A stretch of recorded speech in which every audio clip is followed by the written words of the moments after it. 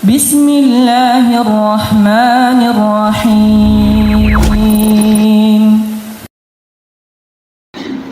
Ma'asyiral muslimat yang dimuliakan Allah Subhanahu wa taala. Kita baca dulu ayatnya baru kita jelaskan. A'udzubillahi minasyaitonir rajim. Bismillahirrahmanirrahim. Alam nashrah laka sadrak wa wada'na anka wizrak alladhi anqadha dhahrak wa rafa'na laka dhikrak fa inna ma'al usri yusra inna ma'al usri yusra fa idza faraghta fansab wa ila rabbika farghab. Bukankah kami telah melapangkan dadamu wahai Muhammad, dan kami pun telah menghilangkan beban dosa yang memberatkan punggung, dan kami tinggikan sebutan penamaan, maka sesungguhnya setiap kesulitan itu ada kemudahan, dan sesungguhnya setiap kesulitan itu ada kemudahan. Maka apabila engkau wahai Muhammad telah selesai dari sebuah ibadah, maka teruslah bekerja keras untuk ibadah yang lainnya, dan hanya kepada Tuhanmu lah engkau berharap.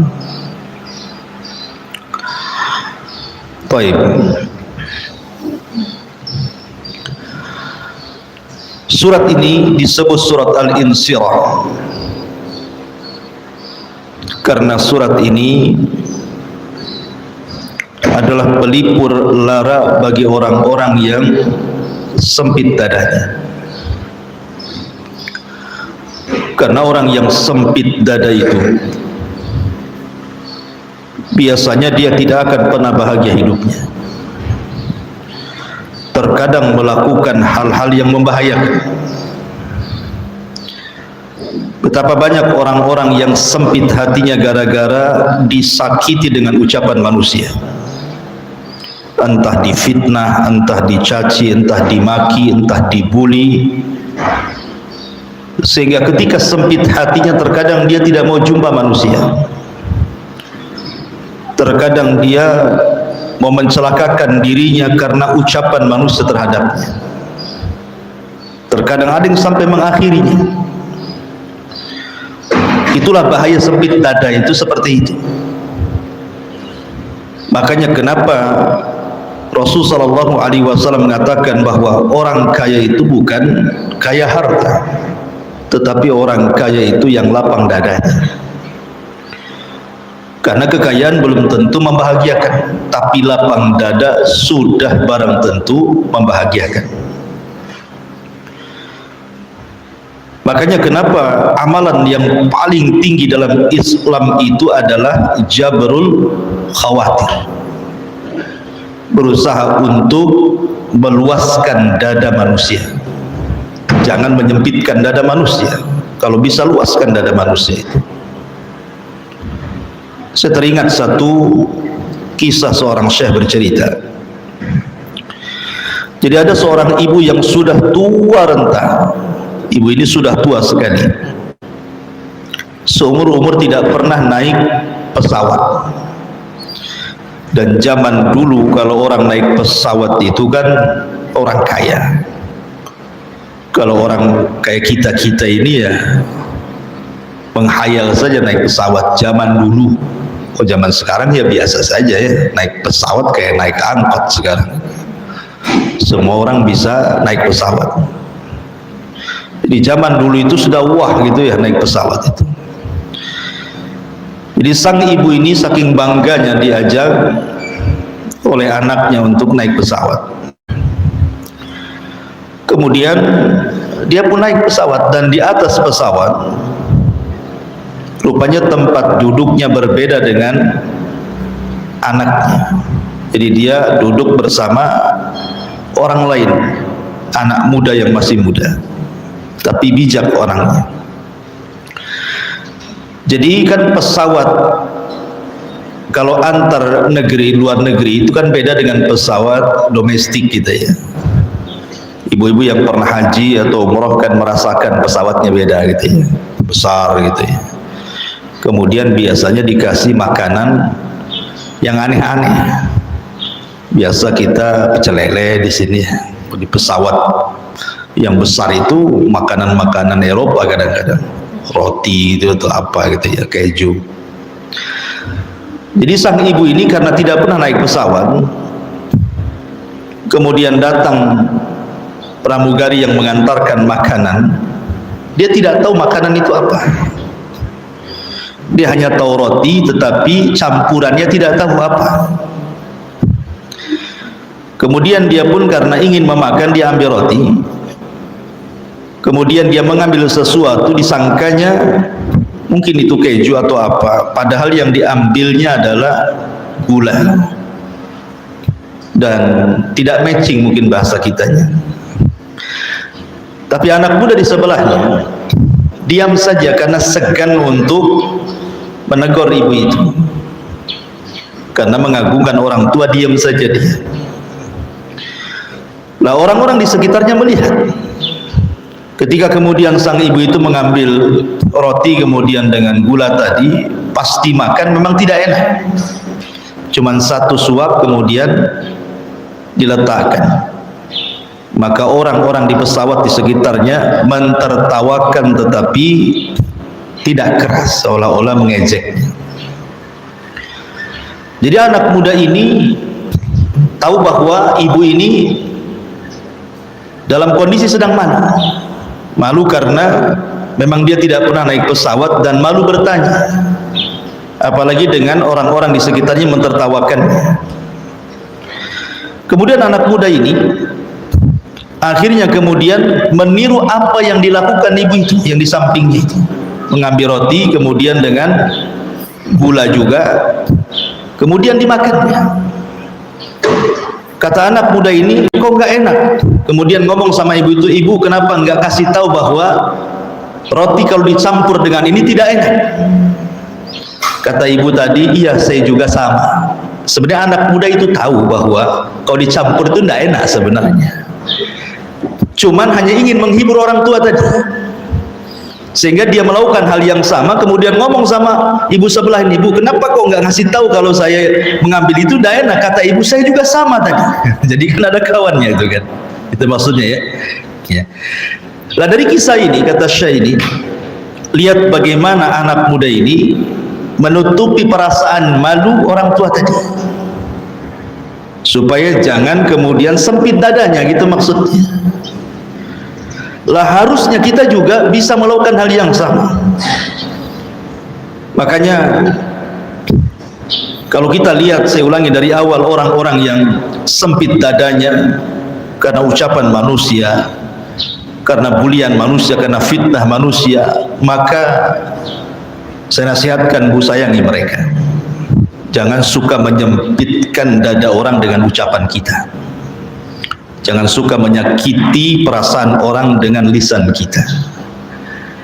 Mereka sudah sibuk kehidupan mereka dengan melayani suaminya, melayani anak-anaknya, melayani keluarganya, sudah sibuk dengan kehidupan mereka. Ibu pula kemudian tambah lagi dengan urusan ibu, menyempitkan dadanya, makin sempit lagi gitu. Makanya surah Al-Insyirah di sini memberikan sebuah faedah bahwa kebahagiaan itu ditentukan dengan lapangnya dada. Ya memang tentunya ada sebab-sebabnya, tidak langsung kemudian dada ini jadi lapang, tidak. Ada sebab-sebab yang menjadikan lapang itu dada. Dada ini lapang. Di antaranya memperbanyak zikir, itu salah satu yang melapangkan dada. Karena Nabi SAW, Allah sendiri yang mengatakan, ala bi dzikrillahi tatmainnul qulub, bukan itu ya. Ingatlah dengan zikir kepada Allah itu bisa menenangkan hati, artinya melapangkan dada. Atau dengan cara beriman dengan takdir, beriman dengan takdir Allah. Kalau seseorang beriman dengan takdir Allah, itu pasti tenang hidupnya, pasti lapang dadanya. dengan yakin bahwa apapun yang Allah kehendaki, jikalau manusia tidak berkehendak pasti terjadi. Apapun yang dikehendaki manusia, kalau Allah tidak berkehendak tidak akan terjadi. Artinya satu dunia mencelakakan ibu, kalau Allah tidak berkehendak tidak mungkin ibu celaka gitu. Tapi Allah kalau sudah mencelakakan orang, manusia hendak berusaha untuk mencegahnya, tidak akan bisa mencegahnya. Karena iman kepada takdir itu salah satu yang bisa melapangkan dada. Ataupun dengan cara optimis. Saya kira saya atau ibu atau siapapun lah, pasti dalam kehidupannya diuji oleh Allah, itu tidak mungkin tidak, pasti. Ada orang yang diuji kelaparan, ada orang yang diuji sakit, ada orang yang diuji dengan perceraian, ada orang yang diuji dengan nakalnya anak-anak, atau macam-macam ujian Allah itu kan masalah. Dan itu bisa menyempitkan dada. Maka salah satu cara untuk melapangkan dada adalah dengan cara tafaul. Tafaul itu artinya optimis. Optimis bahwa akan datang kemudahan setelah kesulitan ini. Akan datang kemudahan setelah kesulitan ini. Nah, itu maksudnya, optimis saja. Mungkin saya sekarang lagi uji, tapi nanti akan datang kemudahan itu. Karena buktinya Bu, saya ataupun ibu-ibu pasti mengalami perkara yang sangat sulit yang tidak bisa keluar dari masalah itu kan. Saya yakin tidak mungkin tidak. Pasti ibu pernah mengalaminya, karena setiap orang itu pasti mengalami kesulitan, keperitan hidup itu yang seolah-olah dunia kiamat gitu ya. Susah sekali, ini ada masalah besar gitu ya. Tapi buktinya masalah itu sudah lewat, sudah lalu, ibu sudah bisa tertawa. Artinya bahwa tanamkan dalam hati itu, kalau memang sekarang lagi ditimpa musibah, insya Allah akan ada kemudahan. Makanya nanti ada ayatnya, fa inna ma'al usri yusra, kan itu. Karena setiap kemudahan, setiap kesulitan itu pasti datang kemudahan. Bahkan terkadang satu kesulitan Allah berikan dua kemudahan, tiga kemudahan, dan begitu seterusnya. Kemudian juga yang bisa melapangkan dada, kata para ulama, memperbanyak istighfar.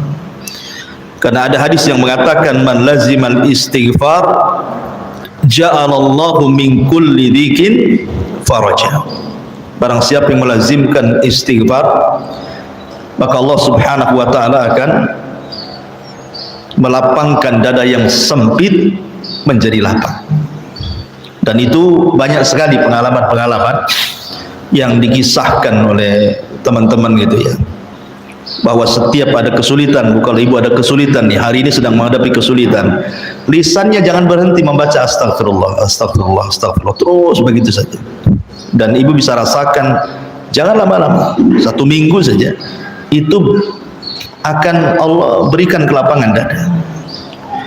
Bukan berarti kemudian kesulitannya dihilangkan, tidak. Boleh jadi mungkin yang awalnya kesulitan itu tidak tahu bagaimana cara mengurainya, tetapi dengan banyak istighfar itu mulai terurai itu. Oh, begini langkahnya, harus begini langkahnya. Nah, sedikit demi sedikit dada yang sempit itu melapang, melapang, melapang. Nah, seperti itu maksudnya.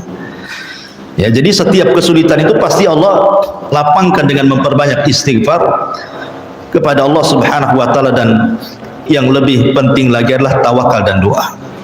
Sandarkan setiap kesulitan itu kepada Allah, yakin bahwa Allah yang menimpakan kesulitan, Allah yang akan menghilangkannya. Dan itu dengan cara terus berdoa kepada Allah Subhanahu wa ta'ala. Kemudian di sini Allah mengatakan, alam nashrah laka sadrak. Bukankah kami telah melapangkan dadamu, wahai Muhammad? Lapang dada itu terhadap Nabi SAW memiliki dua makna. Makna yang pertama secara hissi, dan makna yang kedua secara maknawi. Apa itu hissi, apa itu maknawi? Hissi itu artinya secara fisik. Nabi SAW dilapangkan dadanya oleh Allah Subhanahu wa ta'ala, dan itu di dua peristiwa. Peristiwa yang pertama saat Nabi SAW berusia 4 atau 6 tahun, saat di pangkuan Halimah Sa'diyah radhiyallahu anha. Ketika Nabi SAW kemudian disusui oleh Halimah Sa'diyah dan menjadi anak susuan Halimah Sa'diyah. Setelah berusia 4 atau 6 tahun, tiba-tiba malaikat datang dan membelah dada Nabi sallallahu alaihi wasallam. Diambil jantungnya, dimasukkan ke bejana emas, dicuci dengan air zam-zam, kemudian dimasukkan lagi ke dadanya setelah dipenuhi hikmah dan ilmu pengetahuan, kemudian dijahit kembali. Kemudian peristiwa yang kedua, saat Isra Mi'raj. Saat peristiwa Isra Mi'raj terjadi pembelahan dada yang kedua. Ketika Nabi SAW berada di Hatim atau di Hijr atau di rumah Ummu Hani, datang malaikat menjemput Nabi SAW untuk melakukan Isra dan juga Mi'raj. Tapi sebelum perjalanan ini dilakukan, maka malaikat Jibril kemudian membelah dada Nabi SAW kedua kalinya, mengambil jantungnya, membersihkan dari kotoran-kotoran hati, kemudian memenuhi dengan ilmu dan hikmah, kemudian dimasukkan kembali dan dijahit kembali. Ini namanya pembersihan dada, pelapangan dada Rasul secara hissi, secara fisik namanya. Adapun secara maknawi, secara makna, Nabi SAW tidak pernah meminta kepada Allah untuk dilapangkan dadanya, tetapi Allah yang memberikan kelapangan dada itu kepada Nabi SAW. Dan inilah perbedaan antara Rasul dengan Nabi Musa. Nabi Musa adalah Nabi yang paling banyak diuji oleh Bani Israel. Makanya kenapa Rasul mengatakan laqad udhiya akhi Musa bi'adan kathir fasabar. Sungguh Nabi Musa itu, saudaraku, telah banyak diuji dengan ujian yang sangat banyak sekali, tapi dia Nabi yang sabar. Bagaimana tidak ketika Nabi Musa berdakwah kepada Fir'aun, didustakan, dikatakan gila, dikatakan penyihir, dikatakan macam-macam. Belum lagi perlakuan Bani Israel yang tidak pernah sabar dengan ketentuan, mudah kufur, mudah mengejek sampai kepada kehormatan. Sehingga Nabi Musa alaihi salatu wassalam senantiasa berdoa kepada Allah untuk dilapangkan dadanya. Makanya ketika Allah Subhanahu wa taala memerintahkan Nabi Musa dan Harun untuk berangkat kepada Firaun, salah satu doa Nabi Musa apa? Rabbi shrah li sadri wa yassir li amri wahlul 'uqdatam min lisani yafqahu qauli. Inilah doa Nabi Musa. Ya Allah, lapangkan dadaku. Kenapa Nabi Musa minta dilapangkan dadanya ketika berdakwah dan menghadapi Fir'aun serta Bani Israel? Karena orang yang sempit dada itu sempit pikirannya. Orang yang sempit pikirannya maka akan susah untuk bicara. Kan begitu ya?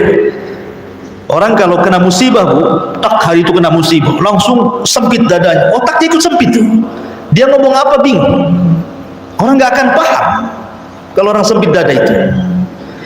Makanya Musa meminta kepada Allah kelapangan dada, sebab kalau lapang dada, otak juga lapang. Ketika otak ini lapang, maka mengalirlah ucapan itu.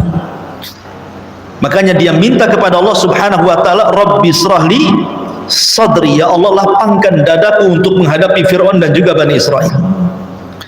Maka ini juga salah satu sebab, Bu, ya, kalau ibu ingin dilapangkan dada, doalah seperti doa Nabi Musa. Rabbi shrahli sadri, setiap salat, ya Allah, lapangkan dadaku, lapangkan dadaku. Karena penting lapang dada itu. Semua urusan akan beres tuh kalau orang lapang dada itu. Makanya kenapa seorang hakim dilarang memutuskan sebuah perkara kalau lagi emosi? Karena emosi itu menyempitkan dada, sehingga cara berpikirnya sempit, dan dia akan memutuskan sebuah ketidakadilan. Makanya Rasul mengatakan la yaqdil qadi wa huwa ghadbah. Tidak boleh seorang hakim memutuskan perkara sementara dia lagi emosi. Tenangkan dulu hatinya baru memutuskan perkara. Ya. Jadi Nabi Musa alaihi salatu wasallam meminta kepada Allah untuk dilapangkan dadanya, tapi Rasul tidak minta. Tetapi Allah memberinya, alam nashrah laka sadrak. Bukankah aku telah memberikan kelapangan dada kepada Muhammad? Jadi kalau Musa meminta, Rasul diberi. Ya. Itulah kelebihan Nabi kita Muhammad sallallahu alaihi wasallam, diberikan kelapangan dada. Kan Nabi sallallahu alaihi wasallam akan mengalami perkara-perkara yang kurang lebih dialami para nabinya. Seperti dikatakan gila, dikatakan tukang sihir, perangkai syair, pemecah belah, dihina, dicaci, dimaki, diancam, intimidasi, macam-macam kan itu. Sehingga kalau tidak lapang dada, resign jadi nabi. Lapang dada ya. Makanya saya katakan di muqaddimah, banyak orang yang ingin mengakhiri hidupnya gara-gara apa? Sempit dadanya kan. Mungkin gara-gara kemiskinan, gara-gara penyakit yang kunjung tidak sehat-sehat, ya, atau gara-gara perceraian, gara-gara macam-macam. Terkadang ada orang yang ingin mengakhiri hidupnya hanya gara-gara persoalan dunia. Makanya dalam kehidupan ini butuh lapang dada. Kalau tidak lapang dada bisa mencelakakan jiwa masalahnya. Nah, di sini makna lapang dada secara maknawi itu artinya Rasul bisa menghadapi apapun dengan hati yang jernih. Coba ketika Nabi Shallallahu Alaihi Wasallam pulang dari Taif, di Mekah sudah tidak bisa berdakwah lagi karena setelah Amul Hazni, tahun kesedihan, di mana pamannya Abu Talib meninggal pada tahun ke-7 Hijriah. Kemudian selang beberapa bulan setelahnya Khadijah menyusul, meninggal di pangkuan Nabi Shallallahu Alaihi Wasallam sebagaimana Rasul meninggal di pangkuan Ummul Mukminin Aisyah radhiyallahu anha. Itulah romantisnya dua wanita ini, Khadijah dan Aisyah. Jadi Khadijah itu meninggal saat dipeluk Nabi. Ketika setelah terjadi pengepungan Bani Hashim, kudeta pemboikotan kepada Bani Hashim dan Bani Muthalib selama 3 tahun, sehingga mengalami kesulitan luar biasa gitu ya, sampai kekurangan makanan, kelaparan dan yang semacamnya. Jadi Khadijah bintu Khuwailid ini habis hartanya hanya untuk memberi makan, karena memang dalam pengepungan itu, pemboikotan itu memang tidak ada makanan yang masuk ke Bani Hashim dan Muthalib. Kalaupun ada, harganya mahal, tidak sanggup dibeli. Makanya harta Khadijah habis hanya untuk memberi makan kabilah itu, membantu Nabi Shallallahu Alaihi Wasallam. Dan pamannya mengalami sakit yang parah, termasuk juga Khadijah. Akhirnya setelah pemboikotan selama 3 tahun, pamannya meninggal kan. Selepas itu kemudian Khadijah menyusul. Nah, saat detik-detik wafatnya, Khadijah menemui Nabi Shallallahu Alaihi Wasallam, ketika itu membawa makanan dan lauk serta minuman kesukaan Rasul. Dicarinya Rasul, cari ke sana nggak ketemu, cari ke sini nggak ketemu. Rupanya Nabi Shallallahu Alaihi Wasallam sedang termenung di Bukit Safa, sedang duduk berpikir gitu ya. Sebelum Khadijah mengetahui Rasul ada di Bukit Safa, Jibril turun. Kata Jibril, wahai Muhammad, sebentar lagi Khadijah akan datang kepadamu, membawa makanan dan lauk ataupun makanan dan minuman. Maka sampaikan kepada Khadijah, kata Jibril, salam dari Allah dan dari diriku. Bayangkan, satu-satunya wanita yang mendapatkan salam dari Allah adalah Khadijah. Aisyah mendapatkan salam, tapi hanya dari Jibril saja. Tapi Khadijah salamnya dari Allah dan juga dari Jibril. Ucapkan salam bahwa Allah memberikan salam kepada dia dan juga dariku, dan habarkan kepada Khadijah, bi baitin fil jannah min khasabin la sakhaba fiha wala nasab. Kabarkan kepada dia bahwa dia akan mendapatkan istana yang megah di sorga yang tidak ada kebisingan dan kelelahan. Setelah itu Jibril menyingkir, Khadijah datang. Kadang jatuh, kadang berdiri, karena sudah tua kan itu, sudah 65 tahun. Maka naik, setelah sampai di depan Nabi SAW karena sudah lelah, dia pun langsung memeluk Nabi SAW, kemudian membisikkan di telinganya, wahai suamiku, bersabarlah, kata Khadijah. ingatlah perkataan Waraqah ibn Naufal. Jadi Khadijah mengingatkan kepada Rasul perkataan Waraqah ibn Naufal dan mengatakan bahwa Waraqah pernah mengatakan bahwa engkau akan diusir, engkau akan dibunuh, engkau akan diintimidasi. Sabarlah wahai suamiku, kata Khadijah. Kemudian Nabi SAW mendengarkan sampai dadanya. Itulah pentingnya istri menghibur suaminya. Kemudian Khadijah terakhir mengatakan, ketika Rasul mengatakan, ya Khadijah, Allah menitipkan salam kepadamu. Maka Khadijah mengatakan, innallaha huwas salam wa ila Jibrilis salam wa ilaika assalamu wa rahmatullahi wa barakatuh. Kata Khadijah kepada Rasul, sesungguhnya Allah adalah As-Salam, salah satu nama Allah Salam, dan kepada Jibril juga keselamatan, dan untukmu juga keselamatan, berkahnya dan rahmat. Kemudian setelah itu Khadijah memeluk sambil menangis. Tiba-tiba malakul maut datang, kemudian mencabut ruh Khadijah di pangkuan Nabi SAW. Jadi Khadijah sempat melapangkan dada Nabi dengan cara menghibur dan mengingatkan ucapan Waraqah ibn Naufal dan menasihati agar sabar. Ya. Tapi sebaliknya Nabi SAW meninggal di mana? Di pangkuan Aisyah, di dada Aisyah radhiyallahu anha. Sehingga dua wanita yang paling dicintai Nabi SAW adalah Khadijah dan Aisyah, kan? Itu kalau melihat cerita kematiannya. Intinya bahwa Nabi SAW secara makna dilapangkan dadanya, karena ketika dia pulang dari Taif sudah tidak ada lagi yang membela dia, kan? Abu Talib meninggal, Khadijah meninggal, sementara penduduk Taif melempari dia dengan batu, mulai anak-anak sampai wanita. Tidak tersisa satupun penduduk Taif kecuali melempari Rasul, mengejek Rasul, menghina Rasul, mencaci maki sambil melempar. Bayangkan ketika itu Nabi SAW sempit dadanya. Bagaimana tidak sempit? Dia tidak bisa kemana-mana lagi. Taif itu harapan terakhir Rasul ketika itu, sebab dia tidak bisa masuk Mekah masalahnya, karena sudah diancam kalau dia masuk Mekah akan dibunuh masalahnya. Tapi Nabi SAW, Allah Subhanahu wa taala firmankan, alam nashrah laka sadrak, bukankah kami telah lapangkan dadamu wahai Muhammad. Berupa apa? Ketenangan Rasul. Ketika orang-orang Taif itu melempari Nabi SAW dengan batu sampai Rasul harus berlari sampai berdarah-darah, Nabi SAW tidak pernah menjadikan musibah itu celaan kepada Allah. Ini kaidah. Jangan jadikan musibah celaan kepada Allah. Kan banyak orang yang kena musibah, yang jadi sasaran celaan siapa? Allah. Ketika dia susah hidupnya, dia mengatakan, ya Allah, kenapa kok aku susahkan terus hidupnya? Allah lagi disalahkan, kan gitu ya. Ketika kemudian dia kena musibah, sakit, kemudian melihat orang lain sehat terus, dia mengatakan, ya Allah, kenapa sakit ini terus kau timpakan kepada, kenapa gak orang lain saja?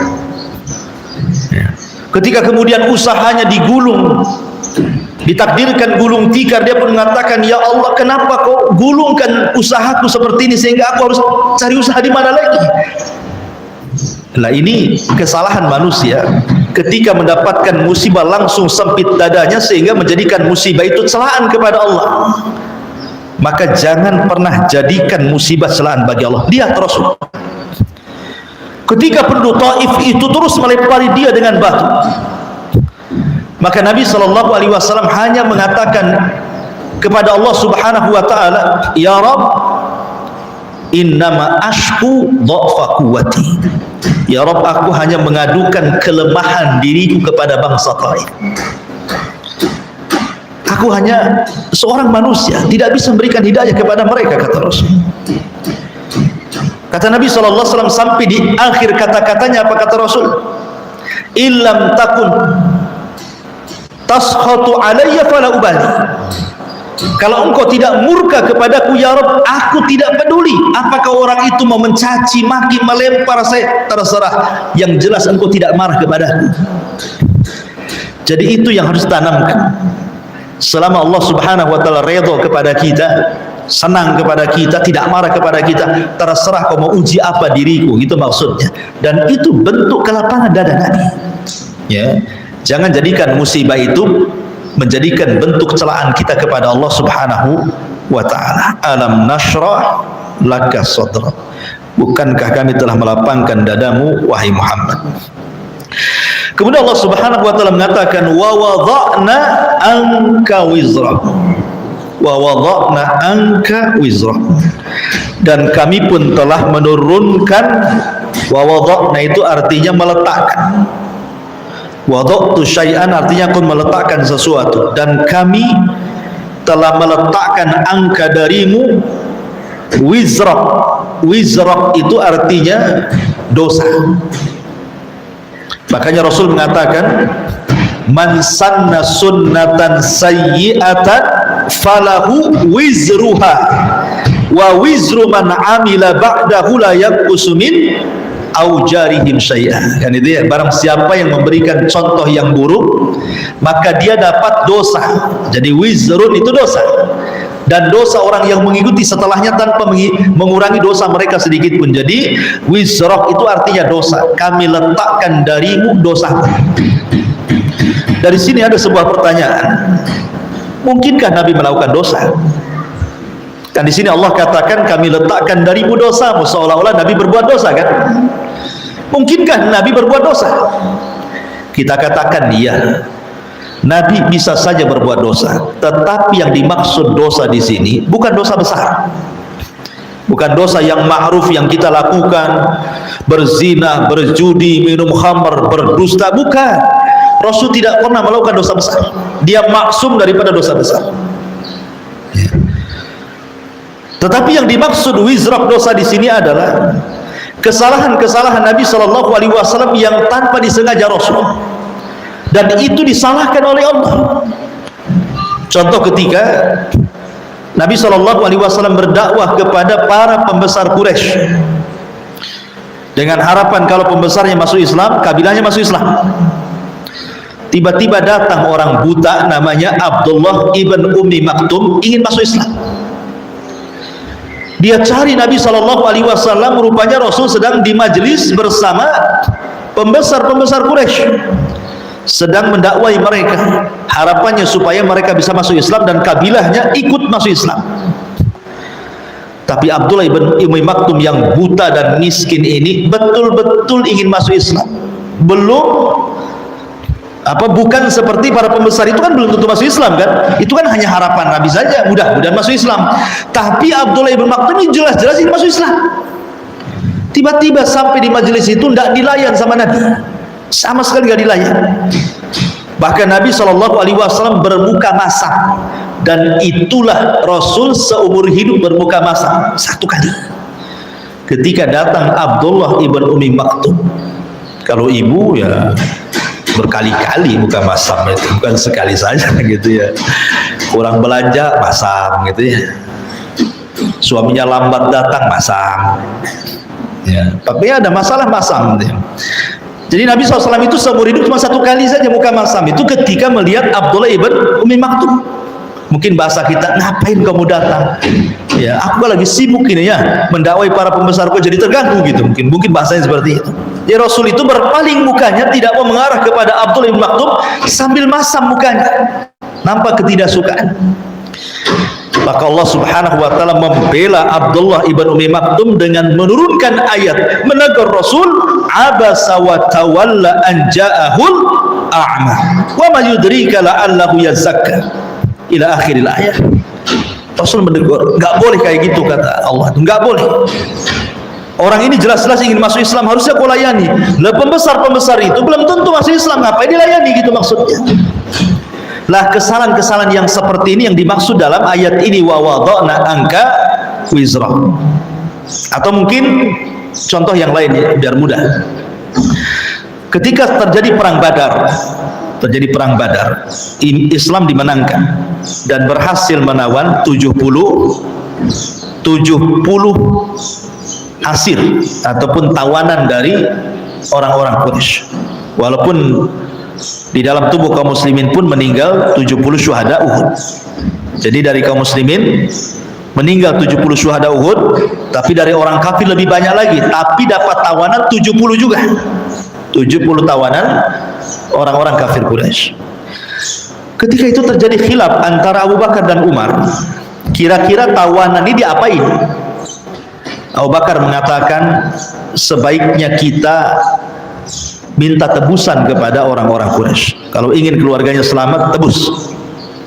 Kalau sesuai dengan tebusan mereka mau bayar, kita bebaskan. Kalau tidak, maka mereka harus mengajarkan yang punya ilmu baca tulis kepada anak-anak kita sebanyak 10 anak sampai bisa. Kalau tidak bisa, maka dia jadi budak. Jadi Umar bin Khattab radhiyallahu tidak setuju dengan pendapat Abu Bakar ini. Kata Umar, ngapain tawanan kok dikasih sayang? Bagusnya tawanan itu dibunuh saja, jangan disisakan, karena mereka telah memusuhi Allah dan Rasulnya. Rasul menimbang-nimbang dari dua pendapat ini. Tiba-tiba kemudian Rasul malah memilih pendapat Abu Bakar dan meninggalkan pendapat Umar. Turun ayat, justru ayat malah membenarkan pendapat Umar. Maka nalin nabi an yakuna lahu asra hatta yusina fil ard turiduna aradad dunya ila akhiril ayat. Tidak boleh bagi seorang nabi memiliki tawanan, tidak boleh. Menyimpan tawanan itu tidak boleh bagi seorang nabi, sehingga dia kemudian merendahkan diri dengan dunia, maksudnya dengan imbalan dalam bentuk tebusan. Apakah engkau menghendaki kehidupan dunia sementara Allah menghendaki kehidupan akhirat? Turun ayat ini memberatkan apa? Pendapat Umar. Maka dari sini Nabi SAW baru paham bahwa pendapatnya salah. Nah, inilah yang dihapus oleh Allah. Wa wada'na anka wizroklah. Kesalahan-kesalahan yang seperti ini maksudnya, yang dimaksud dalam ayat ini wa wada'na anka wizrok, itu bukan dosa-dosa yang seperti kita lakukan, enggak, bukan itu ya. Kemudian Allah mengatakan wa rafa'na laka dzikra wa wada'na anka wizrak alladzi anqadha dhahrak, yang memberatkan punggungmu. Kemudian wa rafa'na laka dzikra, dan kami tinggikan namamu dalam penyebutan. Maksudnya Allah Subhanahu wa taala meninggikan penyebutan Rasul. Ayat ini ada kaitannya dengan surah Al-Kautsar. Jadi surat Al-Insyirah ayat yang keempat ini itu ada kaitan dengan surah Al-Kautsar. Pada ayat terakhir, inna syani'aka huwal abtar. Dalam surah Al-Kautsar, dalam ayat yang terakhir, innaka, sesungguhnya inna syani'aka huwal abtar, sesungguhnya orang-orang yang mencelamu, yang membencimu, mereka lah yang abtar, yang akan terputus penyebutannya. Jadi ada seorang musyrik namanya, kalau tidak salah, Al-Wa'il. Siapa namanya? Ada yang mengatakan Abu Jahal, ada yang mengatakan yang lainnya, Umayyah gitu ya. Al-As ibn Wa'il As-Sahmi, ini yang kuat. Al-As ibn Wa'il As-Sahmi. Jadi Al-As ibn Wa'il As-Sahmi ini ketika mendengar salah satu putra Rasul meninggal, ada yang mengatakan Abdullah, yang lahir setelah diutusnya Nabi.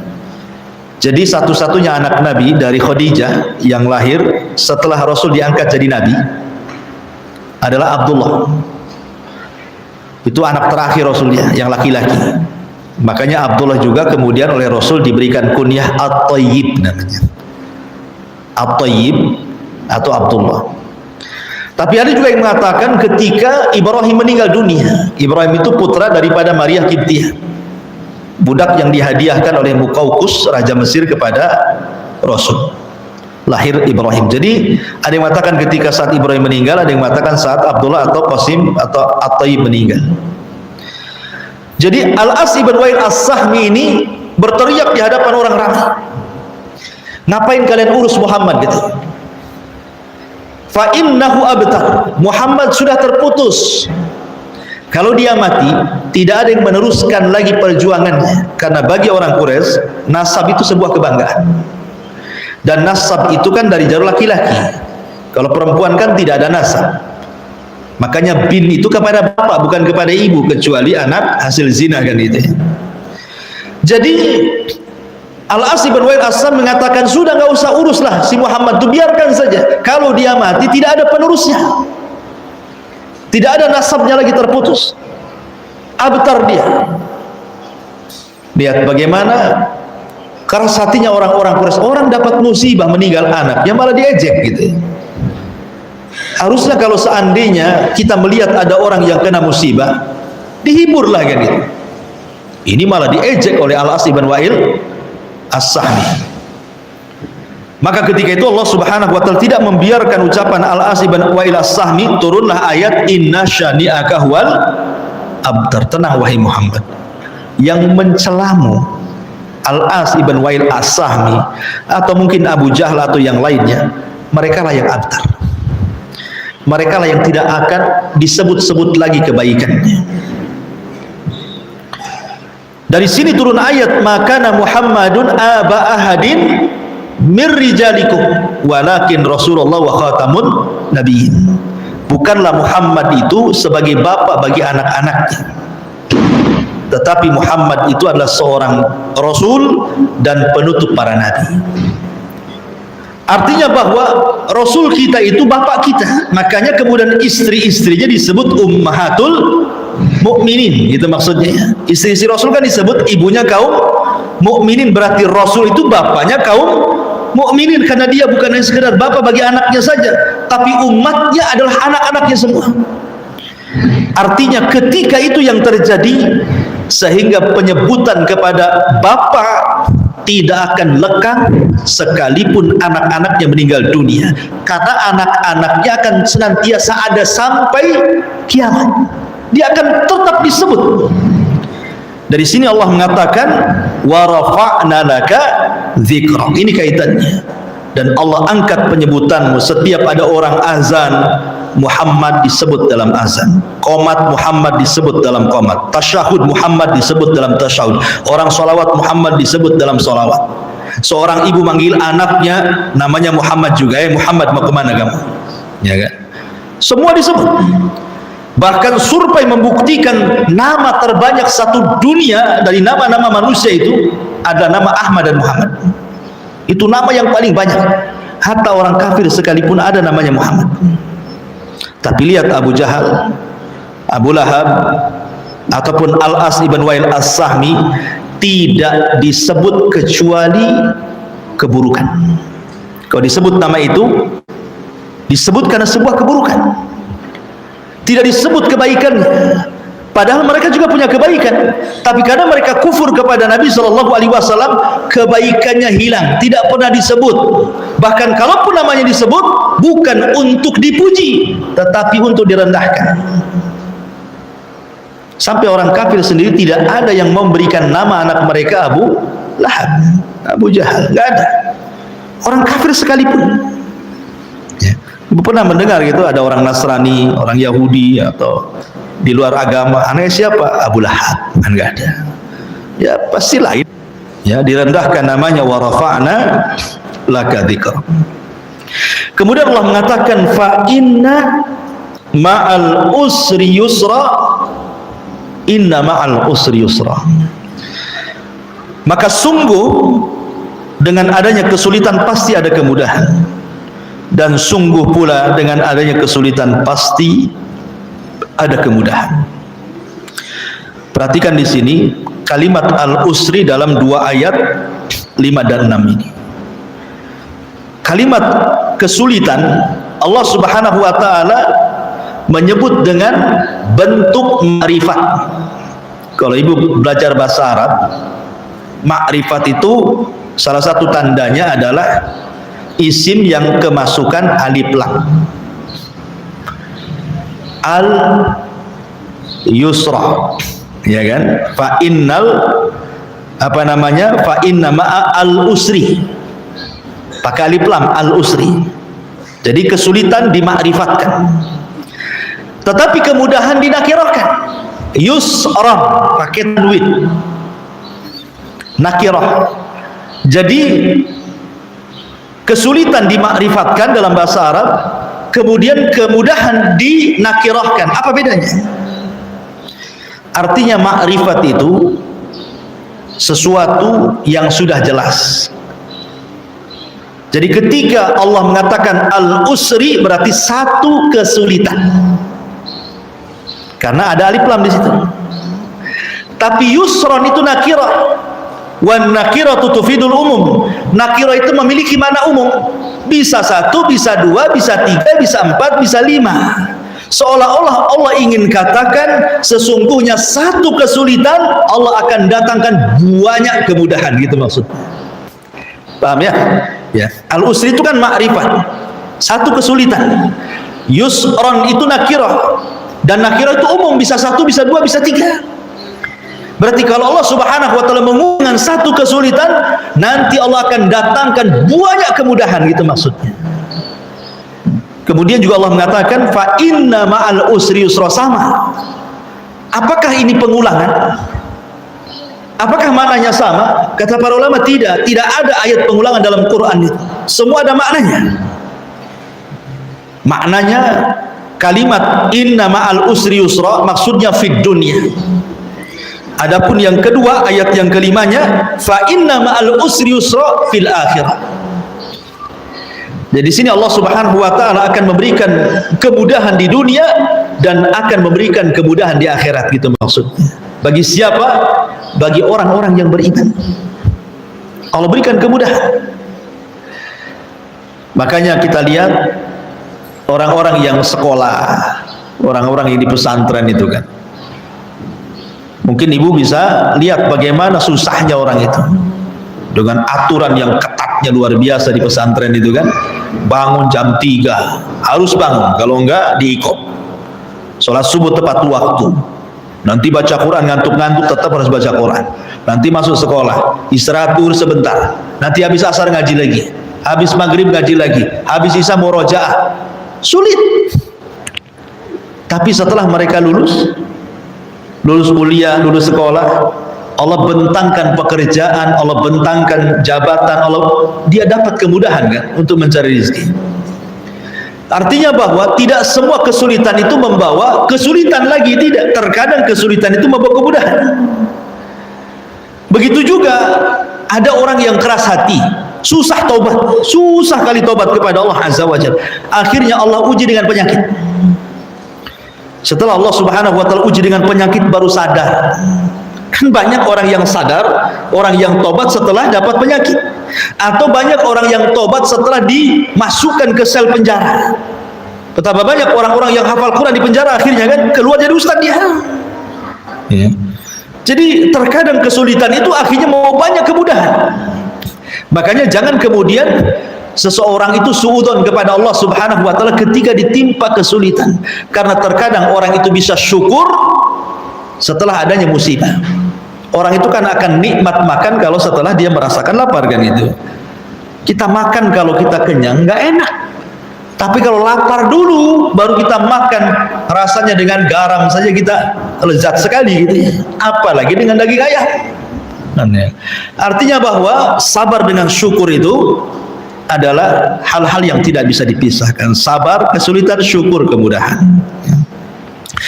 Kemudian Allah mengatakan fa idza faragta fansab wa ila rabbika farghab. Allah mengatakan fa idza faragta, apabila engkau telah selesai